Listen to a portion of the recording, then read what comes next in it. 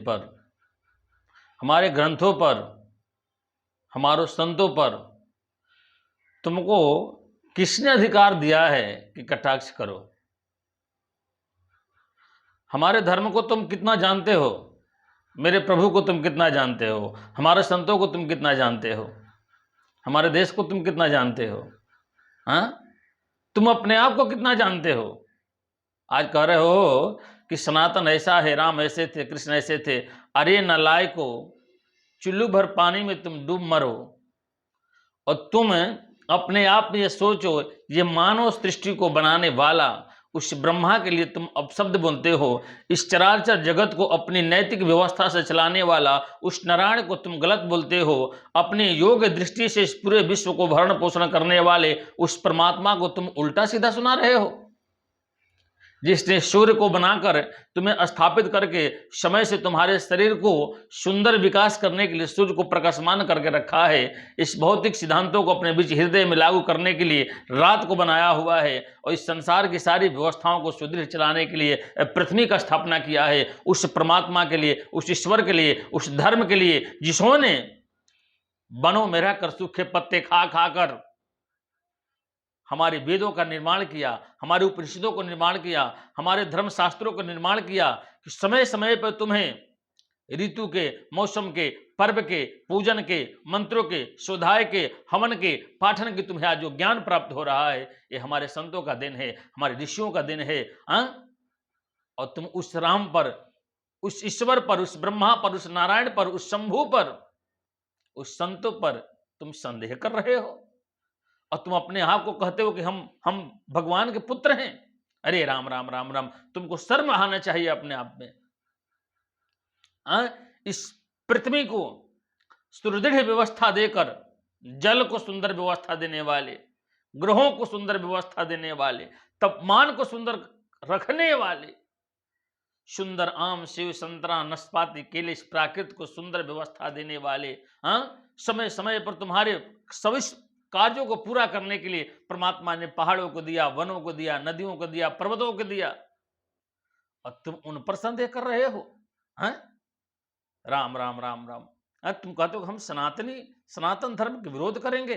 अरे तुम सनातन से बाहर कहां हो? तुमको दिशा भटकाया जा रहा है, तुम अपने रास्ते से भटक रहे हो।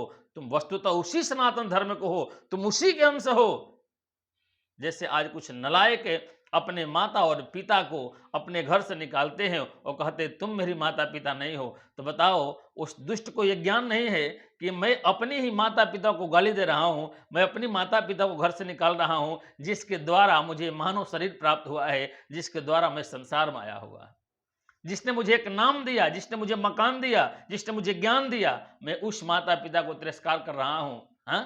उस नालायक को जैसे समझ में नहीं आ रहा है, उसी तरफ दुष्ट तुम्हें भी नहीं समझ आ रहा है कि तुम किस सनातन का विरोध कर रहे हो।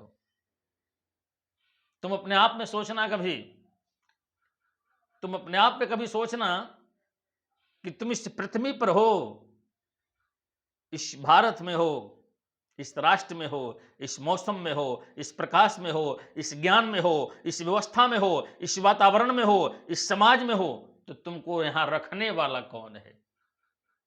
कब इसकी मन में अपनी परिकल्पना करना, सोचना, तुम्हारे प्रश्नों का उत्तर उसी में होगा। तुम अपने आप को बहुत ज्ञानी समझते हो, बहुत पढ़े लिखे समझते हो। अरे तुमने पढ़ा कहाँ रे? तेरे को वेद का एक अक्षर कहाँ मालूम है अभी? तुम्हें धर्म की कहाँ शिक्षा प्राप्त है अभी? तुम जानते कौन हो कि धर्म किसे कहते हैं? तुमने तो पंथ बनाना सीखा है, तुमने तो राह बनाना नहीं सीखा अभी।